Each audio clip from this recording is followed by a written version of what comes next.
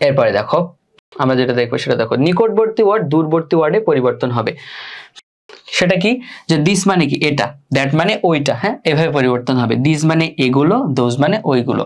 তো এইগুলো যেমন আছে এগুলো পরিবর্তিত হয়ে এইগুলো হবে। হ্যাঁ এটা তোমাদের হচ্ছে মুখস্থ থাকতে হবে। হ্যাঁ এটা ভালোভাবে দেখতে হবে। তোমরা একটা স্ক্রিনশট নিয়ে রাখতে পারো, হ্যাঁ পড়বে এটা। এরপর দেখো যে লাস্ট প্লাস সময়বাচক শব্দ থাকলে সেখানে হবে দ্য প্রিভিয়াস প্লাস সময়বাচক শব্দ। সেটা কি, ধরো আমি বললাম যে লাস্ট নাইট, তাহলে এখানে কি হবে, এর পরিবর্তে বসবে আমাদের the previous night, sorry previous night. হ্যাঁ যদি আমাদের থাকে হচ্ছে লাস্ট উইক তাহলে হবে the previous week, last month থাকলে দ্য প্রিভিয়াস মান্থ, এভাবে পরিবর্তনটা হবে। এরপরে দেখো যে আমরা তো দেখলাম অনেকগুলো নিয়ম দেখলাম, এখন এই নিয়মগুলো কিভাবে পরিবর্তনটা হচ্ছে আমরা এখন এক্সাম্পলে দেখব। তো দেখো সবগুলো পরিবর্তন একসাথে। প্রথম হচ্ছে অ্যাসার্টিভ সেন্টেন্স, এখানে রয়েছে ডিরেক্টর যে you said to me I will meet you today. আচ্ছা এটা কিভাবে পরিবর্তন হবে তোমরা নিজেরাই করে ফেলো, তোমরা নিজেরাই করে ফেলো। তো দেখো আমরা এটা দেখে ফেলি, হ্যাঁ তোমাদের কষ্ট করতে হবে না, আমরা দেখে ফেলি। তো দেখো এখানে যে এখানে হবে ইউ টোল্ড মি দ্যাট, এটা হচ্ছে প্রথম ভিডিওতে আমরা আলোচনা করেছিলাম রিপোর্টিং ভার্বের পরিবর্তনটা। এরপর এখানে দেখো রয়েছে আই, তো আই কোন পারসন, ফার্স্ট পারসন। তো ফার্স্ট পারসন কি অনুযায়ী পরিবর্তন হয়, আমাদের রিপোর্টিং ভার্বের সাবজেক্ট অনুযায়ী পরিবর্তন হয়, তাই না? এজন্য এখানে হয়েছে ইউ। আর উইল থাকলে কি হবে, উড হবে। এরপরে আমরা বলেছিলাম কোনো পরিবর্তন হয় না মডেল অক্সিলারি ভার্বের ভারে, মডেল অক্সিলারি ভার্ব যেগুলো আছে এগুলোর পরে ভার্বের 1 নম্বর ফর্ম বসে, কোনো পরিবর্তন হয় না। মিট মিট থাকবে, আর হচ্ছে টুডে থাকলে কি হয়, দ্যাট ডে হয়। খুবই সিম্পল। এরপরেটা আমরা দেখবো, দেখো যে ইন্টারোগেটিভ সেন্টেন্স।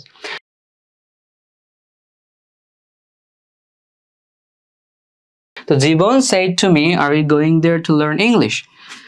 তো এটা ইনডিরেক্টলি কি হবে, যে জীবন asked me ইনভার্টেড কমা উঠে ইন্টারোগেটিভ সেন্টেন্সে ইফ বসে।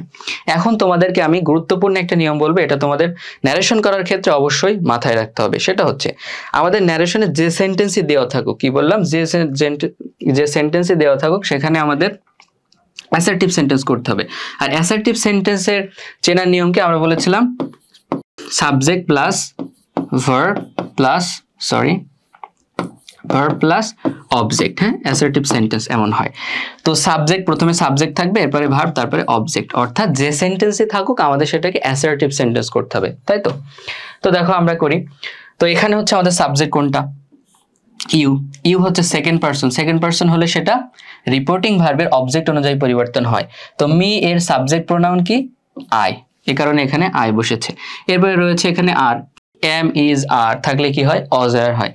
তো আই যেহেতু ফার্স্ট পারসন সিঙ্গুলার, এই কারণে এখানে অজ হয়েছে। এরপর হচ্ছে going there to learn English, যেমন আছে তেমন। এরপরে দেখো যে imperative sentence, he said to me open the door, তো এখানে হবে হি অর্ডার্ড মি। আচ্ছা ইনভার্টেড কমা উঠে আমাদের ইম্পারেটিভ সেন্টেন্সে টু বসে, এরপরে ওপেন দ্য ডোর। টু এর পরে ভার্বের কোনো পরিবর্তন হয় না, অর্থাৎ টু এর পরে ভার্বের 1 নম্বর ফর্ম বসে। হ্যাঁ 2 + V1, এটাকে বলা হয় ইনফিনিটিভ, তোমরা নিশ্চয়ই জানো। হয়ে গেল। এরপরে দেখো যে অবজেক্টিভ সেন্টেন্স, তো I said to him may you be happy in life, এটা হবে কি, আই প্রেড হিম দ্যাট, প্রথমে কি বসবে, সাবজেক্ট, সাবজেক্ট কোনটা, ইউ, ইউ সেকেন্ড পারসন, এটা পরিবর্তন হবে রিপোর্টিং ভার্বের অবজেক্ট অনুযায়ী, হি। তাহলে এখানে রয়েছে হিম, হিম এর সাবজেক্ট হচ্ছে কি হি, এই কারণে এখানে হি বসলো। মে থাকলে কি হয়, মাইট হয়, মাইট বসলো, তারপরে যা আছে তাই। খুবই সিম্পল। আচ্ছা এরপরটা দেখো যে exclamatory sentence, he said to me how nice the bird is, পাখিটি হয় কতই না সুন্দর, এটা হবে হি এক্সক্লেইম উইথ জয় দ্যাট। এরপর এখানে সাবজেক্ট কোনটা, পাখিটি হয়, তাই না? তো এই বার্ড, বার্ড হচ্ছে সাবজেক্ট, এই কারণে এখানে দা বার্ড বসলো। এরপর হচ্ছে ইজ, ইজ হচ্ছে কি ভার্ব, এম ইজ আর থাকলে অজ আর হয়, এটা যেহেতু থার্ড পারসন সিঙ্গুলার এই কারণে এখানে অজ। আর এখানে দেখো একটা নোট রয়েছে যে ওয়াচ হাউ থাকলে এর পরিবর্তে ভেরি বসে। এক্সক্লামেটরি সেন্টেন্সে ওয়াট আর হাউ থাকলে সেখানে ভেরি বসে, এই কারণে এখানে ভেরি বসলো, তারপরে নাইস। তো এই ছিল ন্যারেশনের আমাদের আজকের ক্লাস। আশা করি তোমরা ক্লাসটা বুঝতে পেরেছো। আর তোমাদের কোনো বিষয়ে সমস্যা থাকলে তোমরা আমাদেরকে কমেন্ট বক্সে জানাতে পারো। তোমাদের এইচএসসির কোন কোন টপিকে তোমাদের বেশি বেশি সমস্যা হয় সেগুলো তোমরা আমাদের জানাতে পারো, আমরা তোমাদেরকে হেল্প করার সর্বোচ্চ চেষ্টা করব। তো আজকে এই পর্যন্তই, দেখা হবে অন্য কোনো ভিডিওতে। আল্লাহ হাফেজ।